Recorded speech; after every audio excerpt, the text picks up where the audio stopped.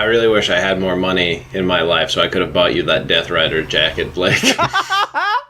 You know what? That if only. Maybe we can find one at a discount. Because I know for a fact that you would have worn it in public. Goddamn right. Make it plaid. What kind of try-hard jacket is that, Blake? It says Death Rider on the back. You put some respect on that name. Hey, you don't know who the fuck you're talking about, and I expect you to treat him with some respect. His name is Shooter, and I love him.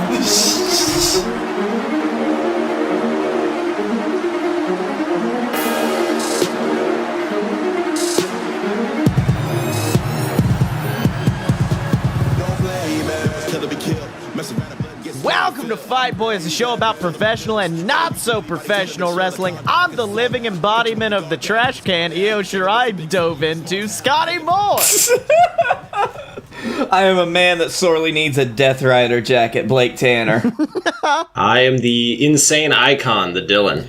Oh man, I do want to apologize for last week because the 2-week rule, really, I didn't even need 2 weeks because Sting fucking killed it this week.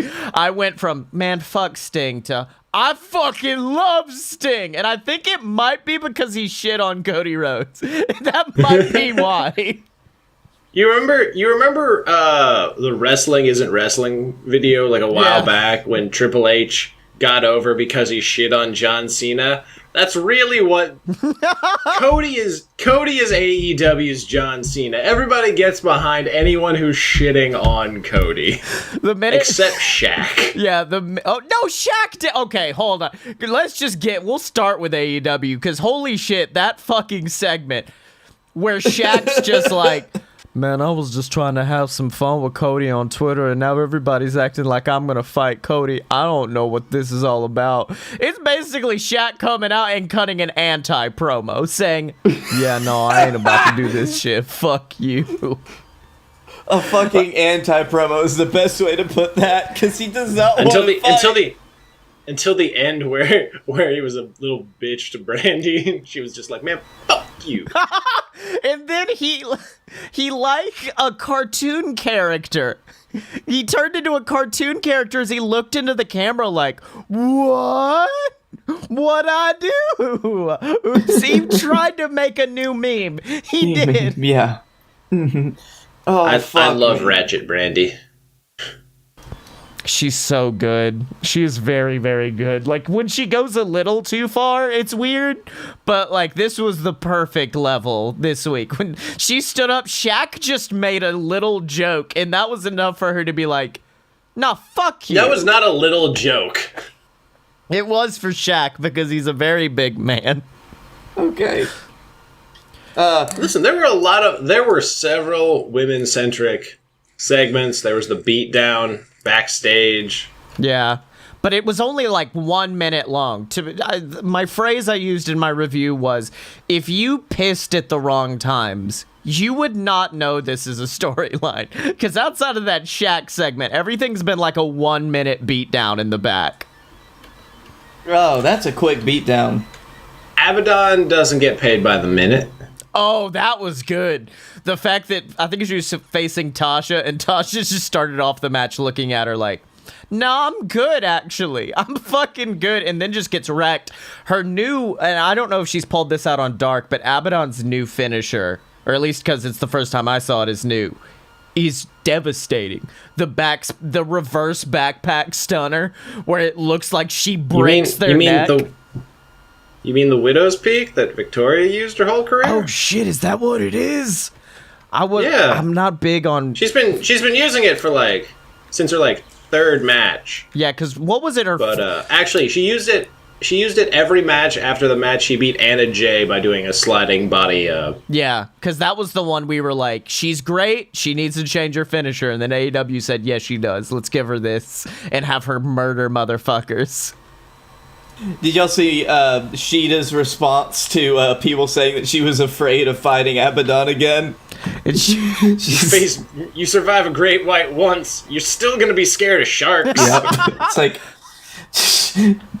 Then again, I did like how that was the best babyface thing. She got there, she looked scared, but she's like, nah, fuck it, and she goes for it, and then she ECW cracks Abaddon across the head. Baseball Like, swung. you heard that. Yeah. I gotta be honest. Whenever that segment happens, all that I heard in the back of my head was Cody Rhodes. I'm gonna take shots to the head back for the boys. Oh, come on. She did the Kane and Undertaker, like, sit-up from the... she's bringing it back. That was great. I love everything about this woman. I love her match style, love her makeup. I love her makeup more because when you see pictures of her without it, you're like, oh, you were very attractive. You worked very hard to look this horrifying. Uh-huh. And the fact that she comes out with blood in her mouth that just slowly oozes out as the match goes on is fucking phenomenal. I still want them to get Living Dead Girl for her. And final news from AEW, they made the New York Times, which is more than WWE can ever fucking say, because apparently they had a top performances of 2020 thing on the in the New York Times, and Le Dinner Debonair made it on there. And it says, some weeks the athleticism at this professional wrestling startup is more exciting than anything happening in Vince McMahon's empire, correct? And no one in the WWE has this kid's combination of diction, Juilliard by the way of Long Island, intensity or cheesiness. Even when Friedman's lost his cool, he still has his astounding control. He's part heel, part tool, and good fellow wannabe. He's smooth in a way that should worry Ric Flair. Yeah. And then MJF, in response to this, Jericho was just like, yeah, we did great. Everyone loves it, except for the Louisville dipshit times. But MJF then, and what I was worried, because I thought he had broke kayfabe, but he turned it around at the last minute. He goes, my grandpa just died of cancer. Holy shit. His biggest love was music, and he led one of the best party bands of all time. I grew up going to his house every week, and he just tells this long story about how phenomenal that his grandfather was, and the fact that this segment was brought about because of his grandfather. But then he ends it by saying, he loved every second of mine and CJ's rendition of Me in My Shadow, and so did the New York Times. So basically what I'm getting at is Chris, me, and the spirit of my papa would like to say, eat shit, turds! That's amazing in the way that it's like, yeah, I mean, he's got a point. Yeah. It's not like he can't be wholesome and a dick at the same time. He somehow managed to fucking do that. He's got a point, Sting. He Hall of Fame. He's so good. Like, you can tell he loves professional wrestling more than anything, and he's so smart. And I hate that everything he brags about in promos is right. When he's like, I am the youngest veteran of all time. I have gone farther than anybody in my short tenure in wrestling. And I'm like, well, he ain't wrong. He ain't fucking wrong there. How old is he? I think he's only like 22. Like, maybe 23 now? Let me see. Oh, no. Okay. 24. 24. Also new story that apparently just came out. MJF's ex-girlfriend just called him out on social media. It was, that's right. I forgot he used to date Alley Cat.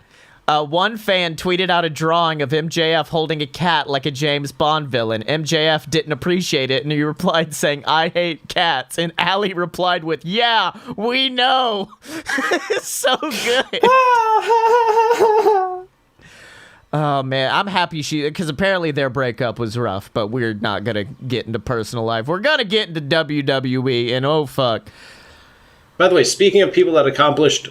By the way, speaking of WWE and people that accomplished more than MJF, you knew Brock Lesnar was like Universal Champion at like 23 or 22 or 23, right? Yeah, but he had like NCAA championship reigns. He had like a long athletic history before him. He beat Hulk Hogan. He did. MJF beat Chris Jericho, which I will argue is AEW's equivalent. No, that is not the same thing. That is not the same thing. Oh, God, here we go. I'm just getting... See ya. Bye, Blake. No, I'm saying MJF's done a lot, and he does not have the athletic badassery of a Brock Lesnar, he was on Rosie O'Donnell. Like, I think for what he started with, he has come a very long way. But on to WWE, where Big E got his chalk back, and I'm very happy. He's got his old entrance. Wait, are we going to come back around to Sting? Yeah, we'll come. We started off Sting, and then we'll come back to him without a doubt. But yeah, Big E's got a new entrance to which everybody's like, "Oh no, is he out of the New Day?" And Big E's like, "You can't fucking make me. You can't make me leave them. Those are my boys." It's like, absolutely not. They are fighting so much to stay together against everything, I think. I think they're trying to break them up by not breaking them up, and that sucks even worse. The only upsetting thing about Big E's new entrance is the fact that it doesn't begin with 3 ain't enough, no, I need 5. Boom, boom, boom. Instead, I think it's done by Wale. I think Big E comes out to a Wale song, which is kind of more badass. Yeah, I'm down with it. I just need him... He either needs to make the big ending look more impactful, or he needs something more brutal. Like to bear hug somebody down, you know? Yeah, he's had Squish him against his man titties. He's had it for so long. Like, I think it would be a Death Rider situation. Like, he would just have to modify it to maybe not a cutter either, because he's such a big boy that you do want, like, a slam Flosion. involved. Turn it into a flosion. He just Emerald Flosions people. Yeah. I would buy that. Big ending indeed. In other news, they have announced a few of the matches that they're looking at for WrestleMania 37. Edge Orton is still penciled in, so that whole Edge Fiend rumor may not be coming true. Then for fuck's sake, are you kidding me? Yeah, that's still a thing. And then what is it with Randy Orton and like rivalries that won't die? I mean, it was the greatest show. It was the greatest wrestling match of all time. You got to have the three-peat here. No, it was from the bits I've seen. It was mediocre. It was the most okayest match of all time. It was the okayest match of all time. We talked about it. Just so you had one should have been cinematic match, one other match. Meanwhile, Orton then went on to fucking face Drew 6 times. Like, his unending rivalry with John Cena is the stuff of infamous legend. Yeah. It's like Randy just starts working with somebody and says, "No, let's keep doing this. I don't want to do anything else." Vince is just like, we need something for Randy, dude. Just keep him in that feud. Yeah, just keep him there. In addition, we are going to have Brock Lesnar versus Drew McIntyre versus Keith Lee. I'm sorry. Triple threat. What was the first part of that sentence? It was Drew McIntyre, Brock Lesnar, Keith Lee. Yeah. I'm sorry. I clearly missed something somewhere. How did Brock Lesnar come back? Well, probably disappointingly, knowing their track record. Probably gonna show up at the Rumble, and then maybe they do a double elimination with him and Lee. But even then, I don't know.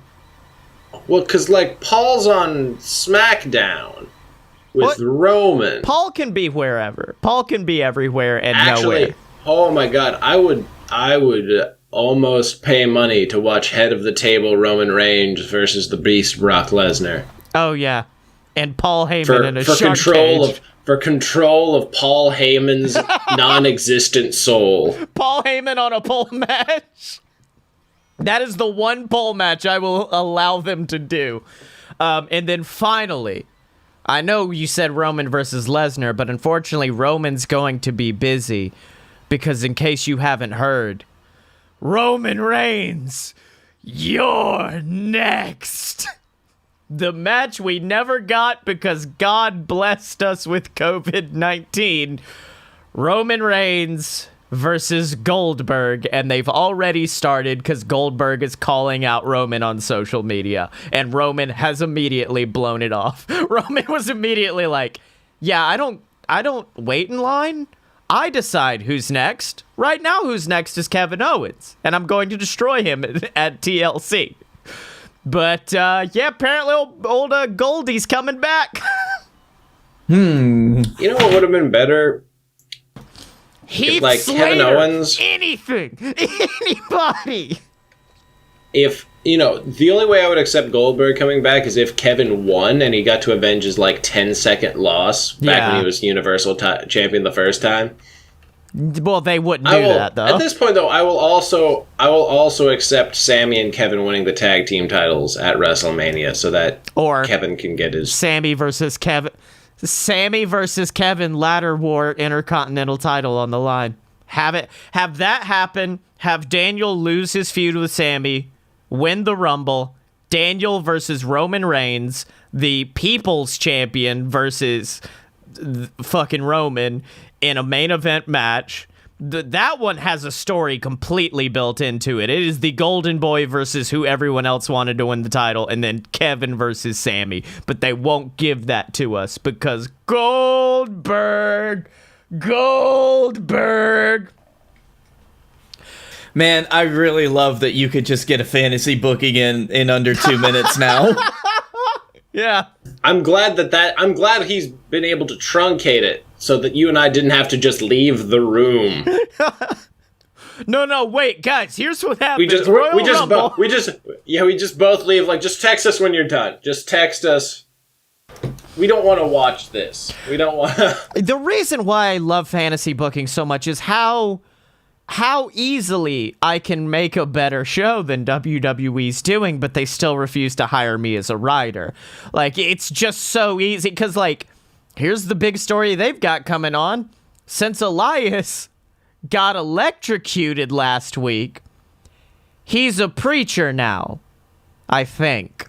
And also he's aligned himself with that fuck what supports Donald Trump. So Elias is now dead in the water, unfortunately. God damn it. All right. I was like, oh good, he's out of the... which fuck is that? You're going to have to be more specific. Chris Jericho. No, Jackson Riker. Who was he in TNA? Not Magnus. Gunner, that's right. God, TNA had some dumb as fuck names, didn't they? Because when you look back, you're like, wait, was he Magnus? Was he Crimson? Who the fuck was this one? Oh, yeah, that's right. But yeah. Magnus? You mean the guy that's still Magnus and the NWA champion? He's Nick Aldis now. He's not Magnus. Please tell me he's not going by Magnus now. No. Okay. So that would be a great thing if he calls something like the Magnus Lock. Yeah. So it could be like the Magnum Lock? What? The Mag Lock. Apparently because he survived getting electrocuted, he thinks the Lord has blessed him or something.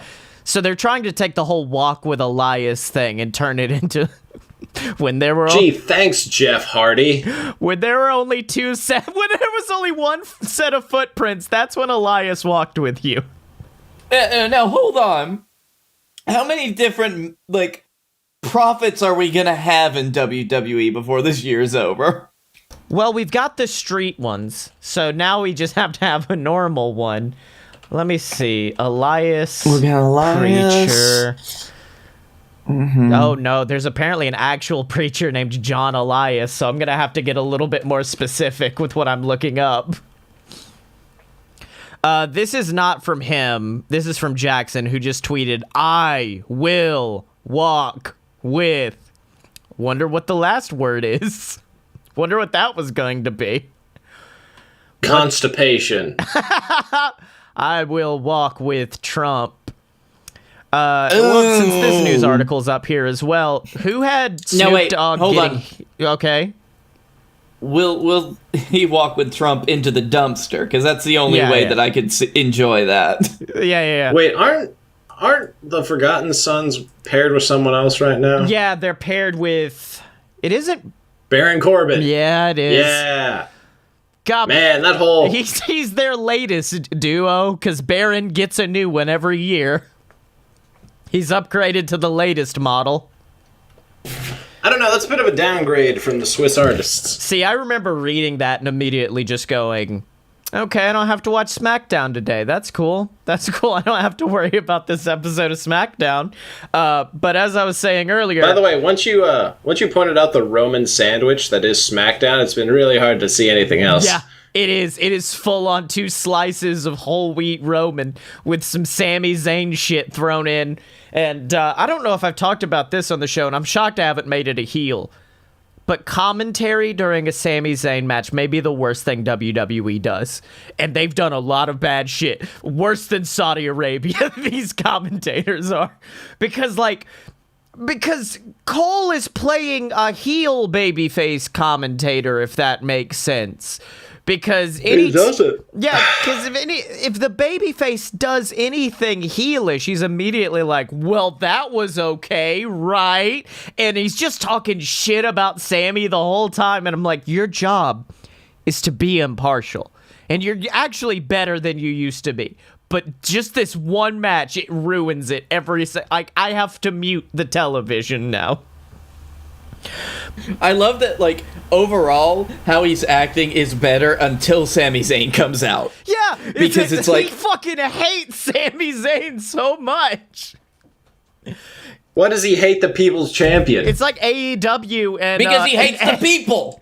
It's like AEW and Eddie Kingston. They're just like, no, fuck this guy. Fuck this nerd. Eddie Kingston worked hard for that hatred. Eddie Kingston personally fucked with each one of them individually. Yeah. But speaking of AEW and WWE, who had Snoop Dogg having heat with WWE management on their bingo card for 2020? Because I certainly didn't. But they announced him for New Year's. Wait, hold on. Whatever. I don't have that one, but I have the sub bingo card of Snoop Dogg not giving a shit. Does that count? That count? No, that's your free space. That was the free space that you got. Got it. All right, I'm still in the game. Wait a minute, y'all telling me this ain't WWE? Wait, but Cody Rhodes is here, and that Jericho fella. Why? What are y'all talking about? Snoop, no, this is AEW. It's on a completely different network. Yeah, but Fox, I thought it was one of those deals. Snoop, no, you're on a different show. Ah, fuck, man, I'm sorry.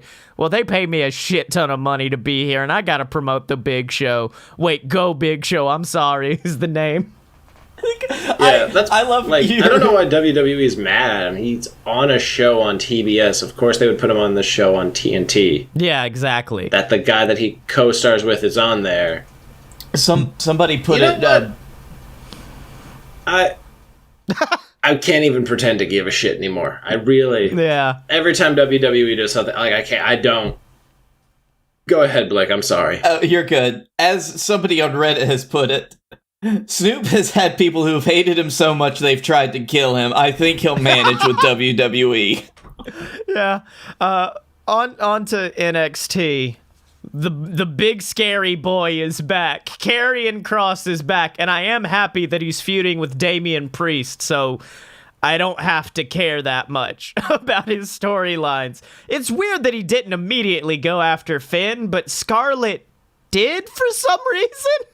Like, Scarlett went after him, but then Karrion just decided to attack Damian Priest for some reason. Also, Austin Theory's teamed with Johnny Gargano, so we're gonna have to throw that entire storyline out the fucking window. Oh, yeah, we're gonna talk about that later, aren't we? Yeah, they're called The Way. Come on, you now. got that great line when he took the mask off. It was me, Austin. It was me all along. Oh, that's good. That was the good thing. That was very good. Yeah.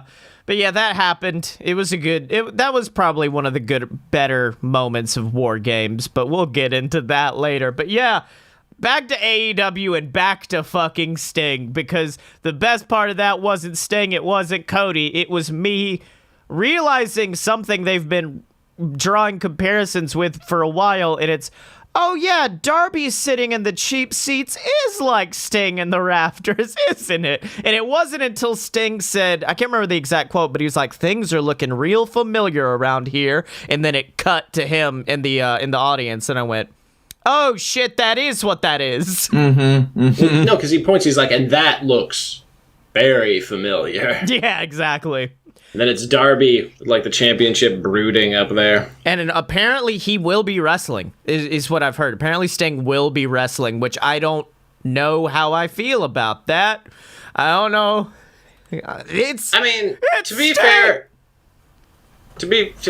fair, if he has been doing the shit like Kevin Nash and like Rey Mysterio has been doing, where he goes to South America to get fucking like stem cell treatment, then yeah, I'm not all for it. I'm all for it if he doesn't wear a t-shirt. I really hated t-shirt Sting.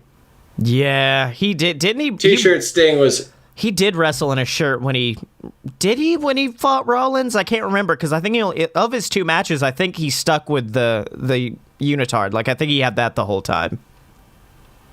I do not remember offhand. Now, do you think when Darby finally defeats Sting in combat, he can wear full face paint? Do you think that's what this is all about? Yeah, he's going to take Sting's essence. I will pay good money to see Darby in that full like singlet outfit. Yeah. Someone today asked someone asked me, explain Darby Allin to me, and I said, he's a crazy man what skateboards and sets himself on fire inside of churches, and also he doesn't know that gravity exists, so he just does some crazy shit. And part of me did want to get into the backstory of like, yeah, well, one of his relatives died in a car accident, which is why he wears half face paint and can't feel pain anymore. I forget. Man, I'm thankful that there are stories like Darby Allin's in the world, because it really brings wrestling back home. Yeah, it really does, right? It's really easy. You're just like, I need you to just take all of like the angst that you had listening to music in the 2000s, and I need you to just distill that into a skater kid. Yeah. Then I need you to paint half his face like a skull. Half. Imagine if Hot Topic was a person. It's Darby Allin. It's Darby Allin. Imagine if Corey Graves was cool. It's Darby Allin. But you know, I don't have enough imagination for that. Yeah, it's like they locked him in a room and did nothing but play My Chemical Romance and A Clockwork Orange on the screen. Yes!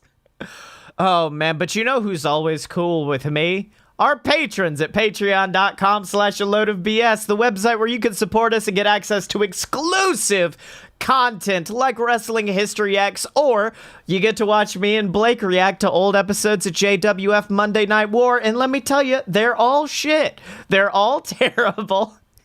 Although the latest one we reviewed, we did cut some good promos. It just was when we started doing a match and I hit Stone Cold Steve Austin with 3 consecutive stunners that I said maybe we weren't good at this back then.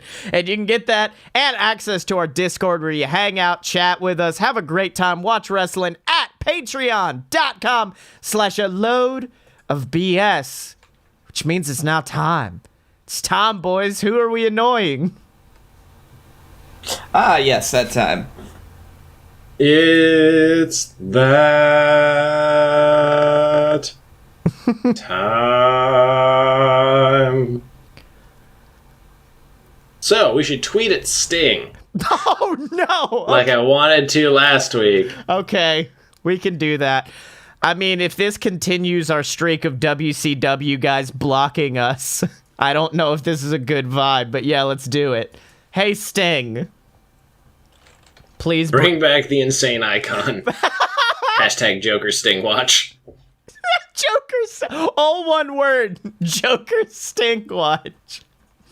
I'm real proud of him. He had to have been on Twitter early or bought it, but the fact that he did get at Sting makes it real easy on me to find him. Oh, man. You can see how long he's been a member. My computer is chug-a-lugging right now. Oh, God. But while I do this, would you boys like to get into your heels and baby faces of the week? He's been on it since 2012. Damn, Sting! Sting was early on Twitter. Well, no, Twitter existed in like 2008. Yeah, but that's still whatever. All right. Dylan, would you like to get into it with your heel of the week? Right, so I watch a lot of AEW Dark. Every week I watch the full thing, despite the fact that it's late at night and I normally almost fall asleep. I don't skip a lot of it. I skip the waiting room with Britt Baker because I hate Britt Baker. Almost undeservedly so, I will say. At this point, I listen. It's one of those things. Like, there are wrestlers where like they just start going, and like I recognize she's talented and the stuff that she's doing is good. I just don't like seeing her or listening to her. Like, I don't know what it is. Yeah. It's like X-Pac heat. Like, for some reason, it's just her. Now I want you to remember that you just made that point a little bit later.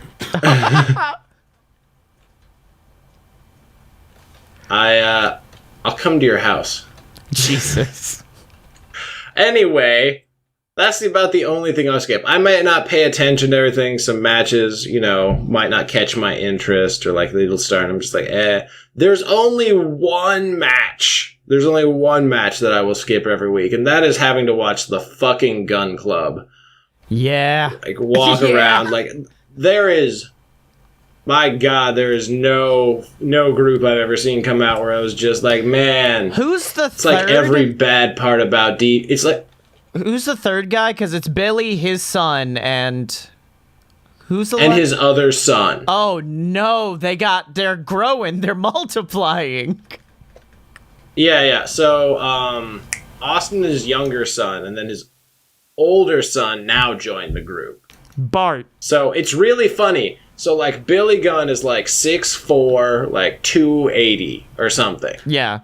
Austin is, like, heavy but shorter, and his other son is taller but skinnier. So it's like, it's like fucking Boo from DBZ. It's just...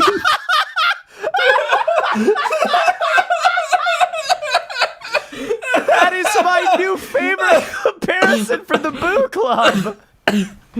Yeah, and it's like I can't. I don't know what it is, but like I don't want to watch them wrestle. Yeah, like it's just so painfully like neutral that I'm just like, nah, I can skip. Nothing's gonna happen. They're never involved in a storyline. It's never going anywhere.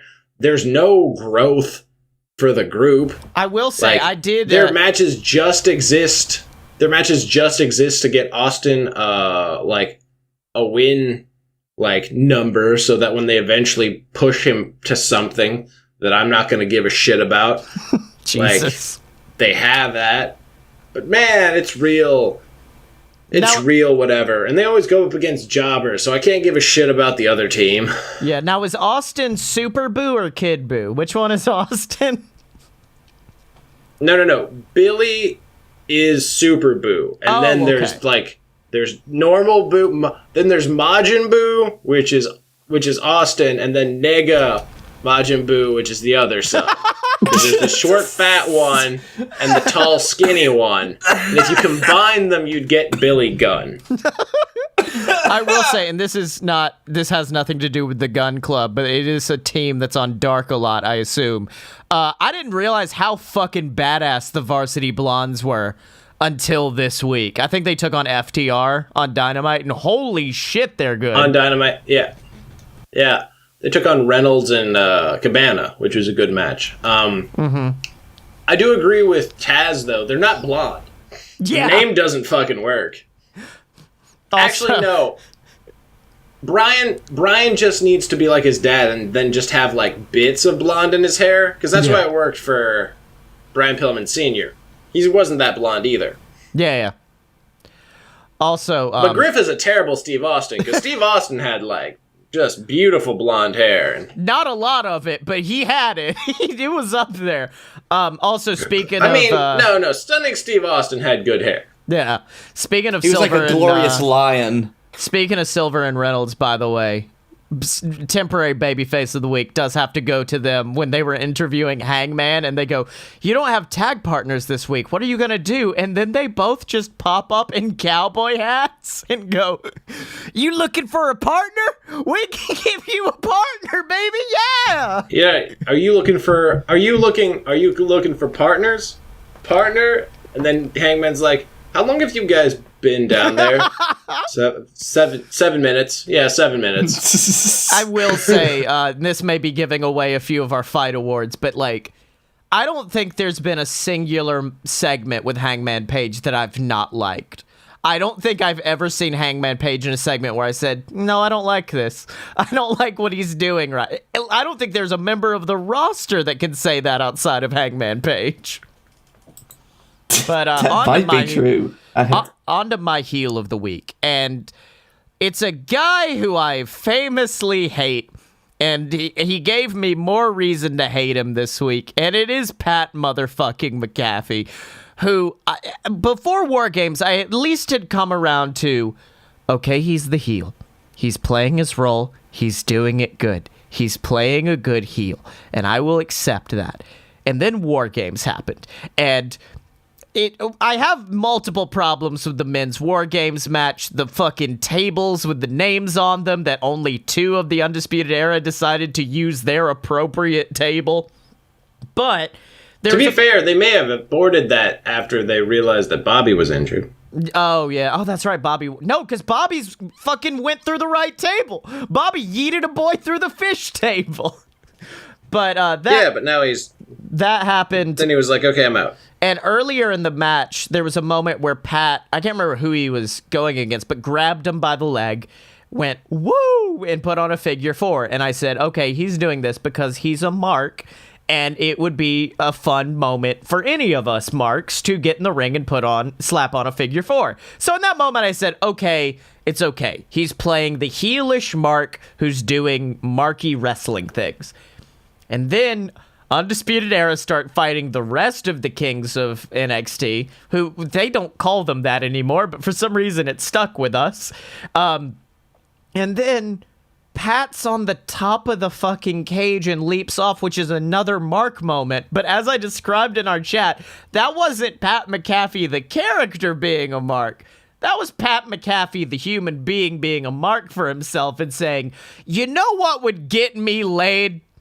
If I could show a cool-ass clip of me jumping off the top of this cage, it'd be really cool." Because if you are coming from the character of Pat McAfee, who is a mark for himself, he is a heel, he's a cowardly heel, which is why he has recruited the scariest motherfuckers in NXT, and they even pull a moment later where he does play cowardly heel when all of Undisputed Era is staring at him.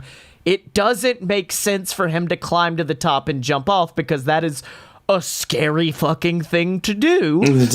By that logic, it didn't make sense for him to climb to the top of the ring post and fucking jump to the outside. Ring post is different. That is nowhere near as high as the top of the War Game cell. That is and what's bad is if they still wanted to do the spot, they could fix it. Because in my opinion, that kind of high spot works well for a babyface and works well for a heel if the heel eats shit. And Did you not notice them not catch him? Well, everyone fell. The best way, that, in my opinion, if Pat was like, "Yeah, I'm jumping off the cell, fuck you," is have Undisputed Era fight, look up, realize what's about to happen, and just shove the Kings into him. So that means he takes out his team, stands up, and then we get the, "Oh God, all of my insurance policy is currently on the ground after being squished by a thick boy. I'm fucked." Like, that would have been a good moment. But that wasn't the moment that really made me angry at Pat McAfee. What made me really angry was end of the match when he gets hit with a fucking Panama Sunrise, Adam Cole Spirit Bomb, if we're going to keep making DBZ references, and he kicks out of it. It's not like Oni ran over and broke up the pin, which he could have done easily because Oni was right there. Pat was such a mark for himself that he said, "No, I need to do something that only a few men in NXT history have done." Okay. as I've told you before, you do realize that he can't just be like, there's 7 other people in this match. Yes, but I'm and also... the agent... I think and he's everything. friends No, with... in your weird version, it's like WCW, and he's Hulk Hogan, and he just gets to say whatever he wants. Well, no. Like Adam Cole had to be like, and then you kick out of a Panama Sunrise. But you do agree it's shitty. Pat didn't get to make that call. Well, he was part of it. He had to have been part of the storytelling. No, you can't get pissed at him for being part of something. That's like getting pissed at somebody for being in a car crash and they were in the back seat. All of us were furious with Roman Reigns for years and John Cena and hating them, but that was also part of the book. At that point, we put the hate on the person who's getting to do the thing we don't like, which is what I am doing. Pat McAfee right. We also at least gave it like a few months before we did that. We didn't do second match. Like, this is the kind of visceral hate I've heard you give to very few things ever. Well, it's because you called this one of the worst matches. You called this a 2-star match solely because of your hatred of Pat McAfee. No. You ignored any other good spot in the match. Pat was part of it. Pat was the main part of it, but there were numerous other problems because the opening, they had done great. In fact, if this match was Kyle O'Reilly versus Pete Dunne in a cage, I would have been fine. And then they just started adding bad shit on top of bad shit on top of bad shit. I understand your point, and I agree with most of it, but we partying. What is Blake hasn't got to talk this whole time, so I'm just dancing with him. Okay, I thought there was music playing that I couldn't hear because you two fucks just started dancing, which I guess is a good way to get me to stop on this. But yeah, didn't like the match, and most of it was because of Pat McAfee. Anyways, Blake, who's your heel? Dylan, who's your babyface? Right. I guess I'm gonna I don't want to fight about this because there's one singular reason why I picked my heel of the week, and that is Don Callis. And it is because... Blake, tag me in when the fight begins, and I will take over. Okay. I'll be your hot tag for this. I just want to say, yeah. The one thing that just, made him my heel for the week, because I like Don Callis usually. It's just that when he teams up with Kenny Omega, and he cuts and when they advertise, Omega's gonna come here and speak, and Don Callis is the one that speaks for the entirety of the promo, then I feel like I get gypped out of my Kenny Omega time. And it's not even a good promo. Callis is a decent promo, but it is very, I planned with this man for 10 years on how we were going to do this, and now the time had come. I created AEW because I made Jericho versus Omega happen, and then on AEW, they cut the same exact fucking promo. They did not change it. They did not change it at all. Wow. I will say that I completely forgot what my point was on this one. It's just it's what I told you when we were watching it, Scottye. After it was over, I said there was a good promo in there somewhere. Yeah, because I just feel like it went on. Yeah, it just went on for so long. It's like, if you really just work this a little bit more, you could cut out the good bits and make this a good segment for both of you. Well, I mean, we'll get into this later, but Kenny is best when he's a heel, when he is playing an over-the-top villain. And that's what they're doing. They really are. It is, this plan was multiple years in the making. We did this. It's just Kenny's not going all the way with it. Kenny almost seems watered down to me in this now, I will so far. Say, the best part of that promo was when Kenny when Callis said do the thing, and Kenny did the thing, and after he said bang, it looked like he came. Fun fact, guess what happened on AEW? Kenny, do the thing. Oh, let's do the thing. I haven't done it in years. No, you did it yesterday, bud. You did it yesterday, actually, fella. You did it. You pointed at the camera and you said bang. We watched it because you told us to. Although that being said, this is a great opportunity for Impact and AEW, so I don't besmirch them for that. Well, it's not because it's change a it up a little one-off. bit. It's a one-off according to multiple sources, so it was a great opportunity for them. I mean, it is. It's a great shot, especially for Impact, who, like, you get some of the AEW crowd in, that, like, and just to see it again, if they've written Impact off, and then they're like, maybe. Or maybe not after that promo. I mean, from what I saw, they put on a really fucking good show, so for all the people who showed up, I mean, they got to see a good show, and it'll make them come back to Impact and maybe give it a second chance. So I appreciate that. It's just, God, Don Callis. He promos like, okay, I'll make this comparison. He promos like Dylan at the beginning of JWF. Not now, because Dylan has grown as a performer, but like in the beginning, that's what Don Callis delivers. Oh, speaking of, you should go back and watch our original JWF rewatches. Patreon on the Patreon. And you get to see us when we did that for promos, because we were reading them as they scrolled across the screen in WWE 2K15, I think. All right, Dylan, I'm pressing the mute button. Your rebuttal, go.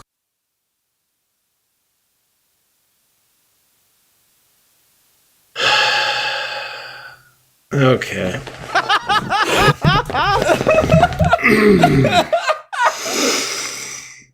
I gotta figure out where to start with you two. Alright, we'll start at the beginning.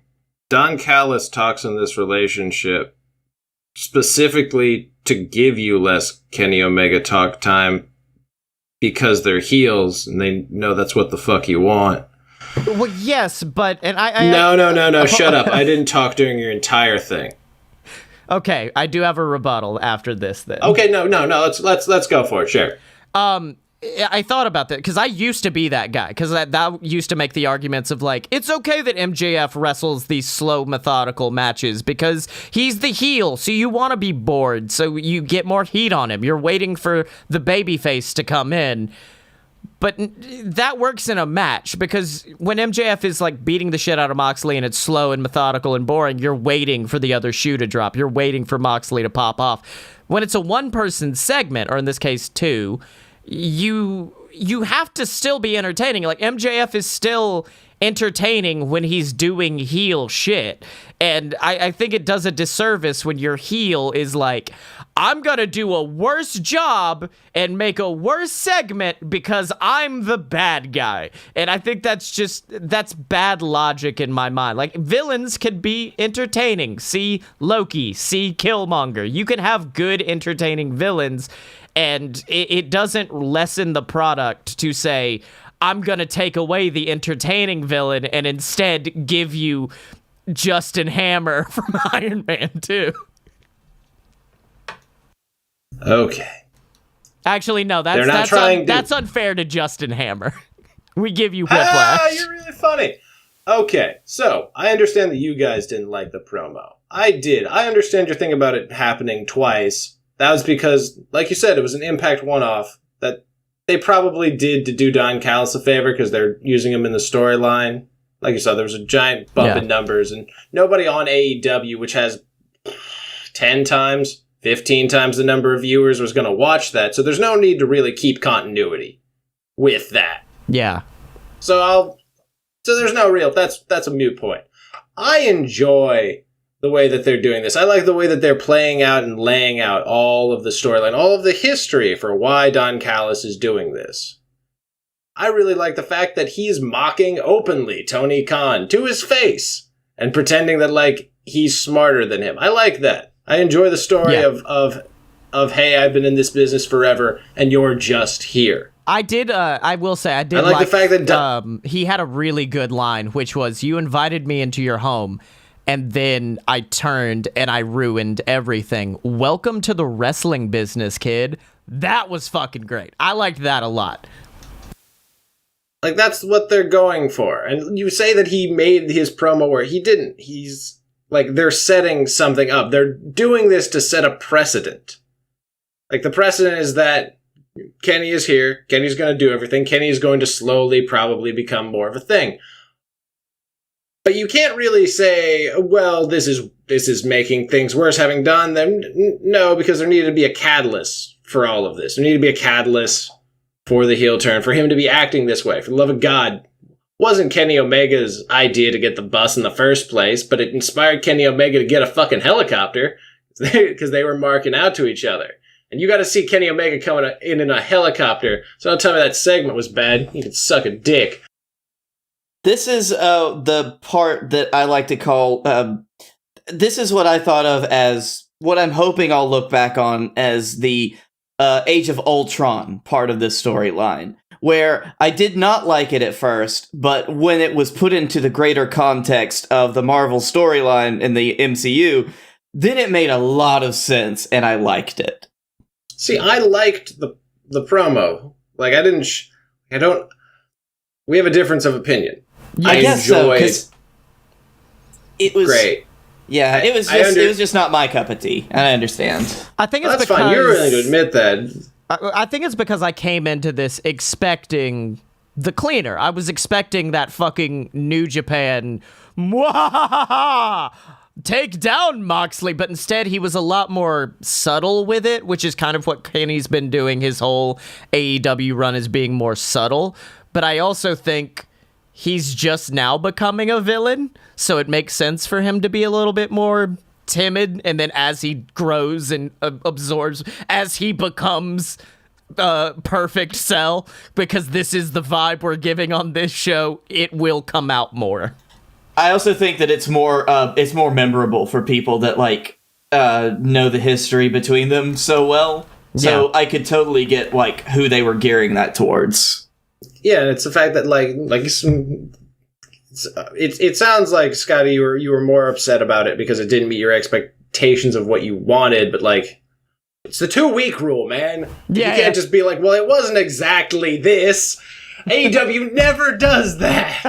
They haven't the whole time. They've got one time where something... I'm giving them one more week. Yeah, that's fine. Well, no, this counts because the match doesn't count. They didn't get to do a promo for that. Actually, if you count by that, then it started off great because you got hit with a microphone. They ran, because that segment was great where they peeled out in an SUV and said, see us on Impact, motherfucker. That was great. So you have to start the 2 weeks from today. Okay. I'll start it from Tuesday. That, he's got to do real good on Dark.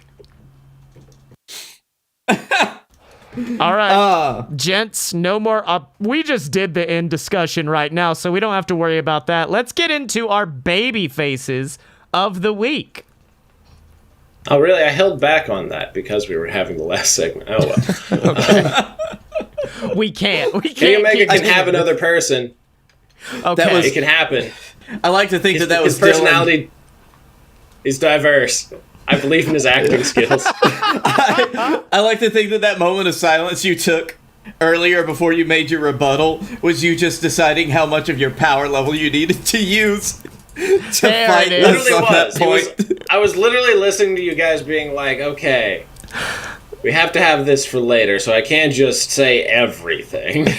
I'm going to edit in the fucking... Anyway, speaking... power-up noise from DBZ as Dylan's sitting there fuming. Anyway, speaking of hating, I've hated on Marco Stunt a lot for his whole run, actually, because he's tiny and it's fun to see him get super kicked. But not even as a person. He seems like a good dude, but as a wrestler, you're just kick the tiny flossing motherfucker. But Marco Stunt performed this week on Britt Baker's waiting room, and it was so good that I can't in good conscience hate on Marco Stunt for anything. I'll still cheer when he gets kicked in the face. I can't help that. I'm sorry. He's a tiny man just getting just booted. There's something entertaining about it. It's like ragdoll physics in a video game. You can't help it. But his performance fucking slapped. For real.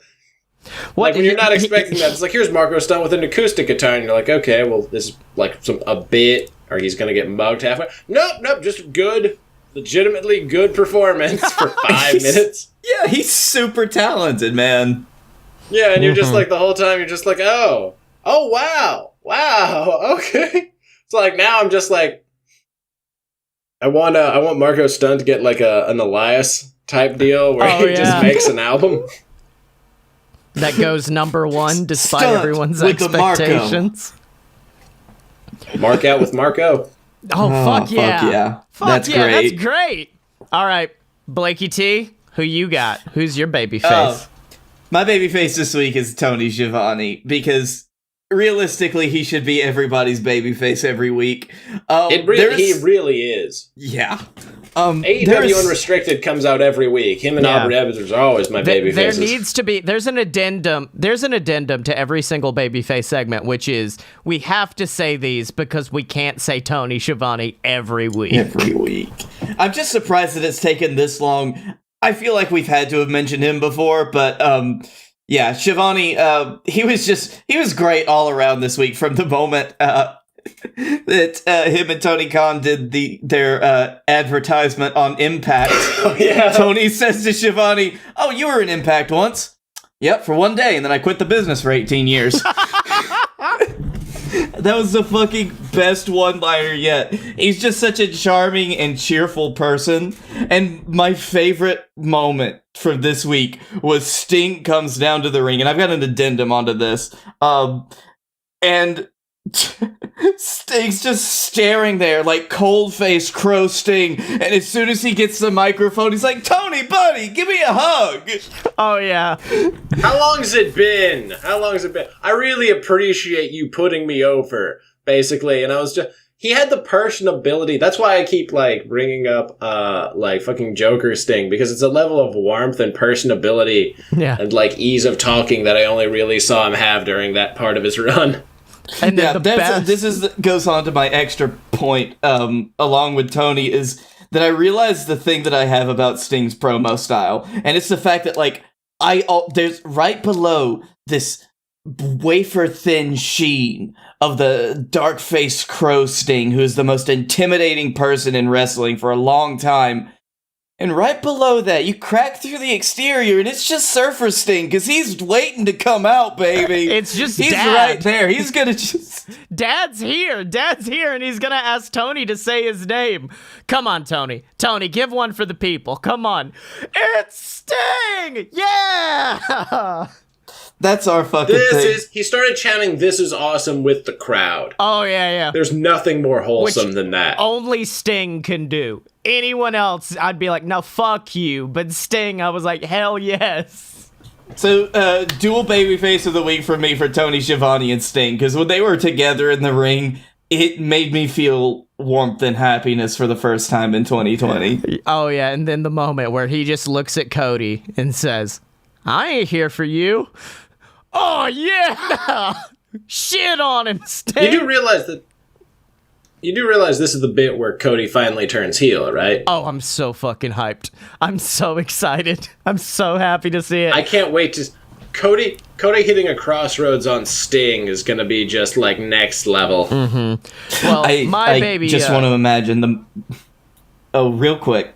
I want to imagine the moment when Sting walked into AEW that week. Cody's looking up at him expectantly. He yells, "Sting, Sting. Cody, I'm not here for you." See you around, kid. Best moment of the promo. My baby face of the week is honestly the reason why Pat McAfee and the men's War Games matches, because like we were talking about with Kenny Omega, I had a preconceived notion of what to expect. And unfortunately, going into the men's War Games match, I did get a preconceived notion from the women's War Games match, which is my baby face of the week. Because holy fuck, that match slapped. That match was phenomenal. The heels keeping Io out of the ring consistently was so fucking great. Like, Io would finally get back in, and then someone would just boot her out of the ring, and then finally Io says, "Hey, fuck you, I have a trash can, and I'm putting it on my head, and I'm gonna yeet myself into all of you." That was great. Raquel Gonzalez looked like an absolute beast during that match.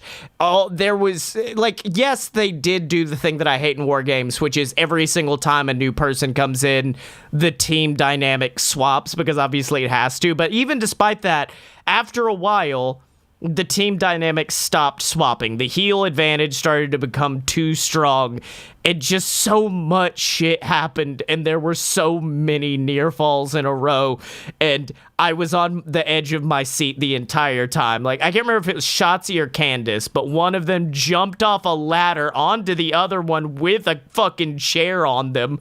It was brutal. It was phenomenal. And then the men's match happened, and I got upset because, I don't know, I've been really on my women's... There's two things that I'm enjoying in wrestling right now. Brutal technical shit a la Timothy Thatcher or Kushida, and all women's matches. And that's why, like, with AEW, I get upset because they have obvious women main events that they don't put in the main event. And then this should have been the fucking main event because of everything they were bringing, but they said, no, put Pat McAfee there. Did you guys see on the subreddit, somebody just posted a picture that they got of Io in the trash can midair with just her legs dangling out as she was falling into this mass of people, and saying, try to explain this photo to your friends that don't watch wrestling. Yeah. But yeah, it was great. But then you have to explain the great Sasuke and, like, him fucking jumping out of a barrel off of shit. Like, you basically just have to look at it and be like, dude, Japanese people are fucking crazy. Oh, also, speaking of fucking crazy, Shotzi's new tank fires real missiles. And she just decided to fire a missile at Dakota You see why Kai. I didn't think their team would lose. Okay, how do you have that and lose the match? Okay? Rusev says hi. God, that would have been fucking like, great. they took the team photo like they were the fucking Power Rangers. Of course I thought they would win. Also, by the way, I've discovered I cannot pick team matches to save my life. I'm like 1 in 3. I'm up. I'm finally back up. And want it didn't take smoke. me. Survivor Series, I should have known whenever this happened. I was like, oh, I lost a bunch of... I did poorly at this last year, too. This is where I fell behind. Yeah. It was like off of this. Well, now this time you... It would be time to get into our discussion right now, but we already kind of covered it. Anyone have any last words on Kenny Omega and Don Callis? Don't mock or don't judge it until the next match happens. 2 weeks. 2 weeks, baby. 2 week rule. rule. And also the match, because we have to see how Kenny wrestles now. Yes. Oh, yeah. I want to see Kenny wrestle. Because Kenny's never had a manager as long as he's been a wrestler. Oh, and, like, wow. yeah, Don Callis is awesome. Like, Don Callis just screams sleaze at the top of, like, his lungs. Like, you look at Don Callis and you're just like, I bet you smell like cheap cologne. Yeah. I do enjoy his nickname, the Invisible Hand, which does sound like an indie wrestler manager nickname, but it's okay. I made a comparison today, and it may be a little bit too cruel, but I did say Don Callis is great for Impact Wrestling, but not for AEW Wrestling. It's the difference between working at a Walmart and working at, like, like a fucking Fresh Market. Like, it's two completely different worlds. All right, what did you boys... man, when did you become the me of bitterness? Like... I don't know, but I did realize that a few weeks ago. I think it might have been on Sunday when I was complaining about the War Games match, and I just said, oh no, me and Dylan have swapped.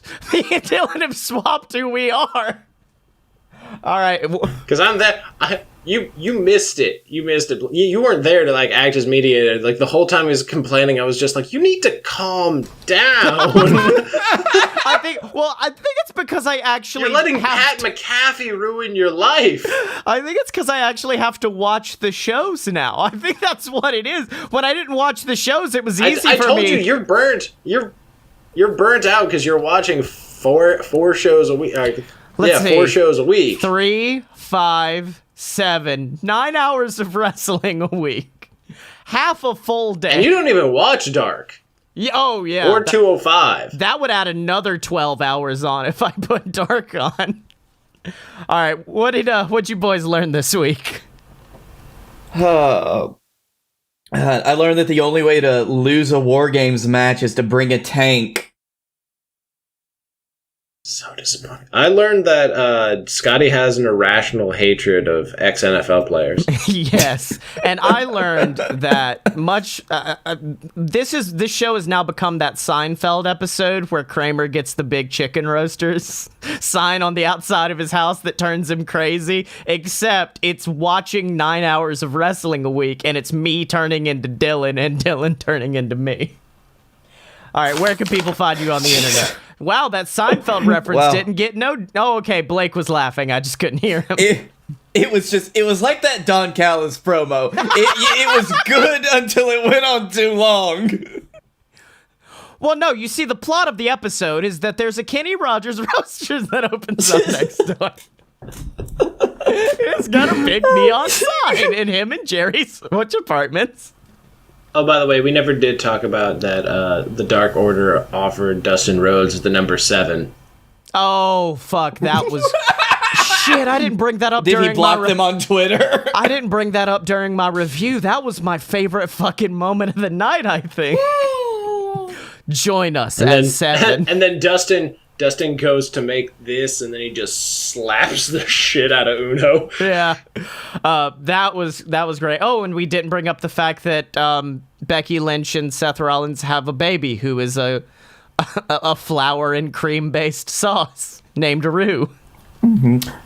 And since we're talking about Shield babies, apparently Renee did a gender reveal, and they're having a girl. Oh yes! Wait, is Seth and Becky's baby's a girl too, right? I think it's a boy. I think he's a boy named Rue. Oh, is it a boy? Let's see. I'll find out. While I do that, I'm just a boy. Hold on. Did you literally say he's a boy named Rue? Yeah, boy named Rue. Yeah, he went there. Oh, it's a daughter. Oh shit! It sounds like okay, Sue. So this continues. So here's the thing. I have this long-running theory that pro wrestlers can only have, like, in America, can only have daughters. Like, of this generation. Like, the 80s and stuff, they had sons, but for some reason, like, Triple H's generation and forward, only daughters. No one has any sons. There's not going to be another generation of male wrestlers based off the stars of this generation. What did Ciampa? None. Nope, Ciampa had a girl. Ciampa had a girl too. I'm not just sitting here going like, what wrestlers have babies? The Rock's kid that became a wrestler, his daughter. His daughter, yeah. Austin doesn't have any kids. This episode will never end. Yeah. Oh wait, you're welcome. Brie and Daniel Bryan's second child is a boy. Transgender. He's gonna become an environmentalist hippie. He's not gonna become a wrestler. That is good chance. Birdie's gonna become a technical spectacle, and he's just gonna start ripping arms off of people. You know that's how it's gonna go down. Yep. Alternately, it's perfectly fine for that child to grow up. Built-in wrestling name. It's perfectly fine for that child to grow up transgender, to prove Dylan's point. That is a very likely thing that may happen. It's okay. Blake, where can people find you on the internet? You can find me at Blake A. Tanner on Twitter. You can find me at the Darkroom Vidya on YouTube. And you can find me here on the BS Network doing BS Network things and talking about wrestling so much. Oh, and you can find me on Twitter at Scottye Moore, SCOTTYEMO, and check out all the other podcasts, including The Mini Adventures of Sammy Magic, which hopefully won an Audioverse Award. I don't know. And you can find that at aloadofpurebs.com. Special thanks to Mega Ran for our theme song, Fighters, from his Mega Ran. Love Mega Ran. And as always, you can find us at aloadofpurebs.com. Step up to the merch table at merch.aloadofpurebs.com. Find us on Facebook, donate to the Patreon, and join us on Discord. And remember to follow us on Twitter at Fight Boys Show Sting! Because when you're a fight boy for life!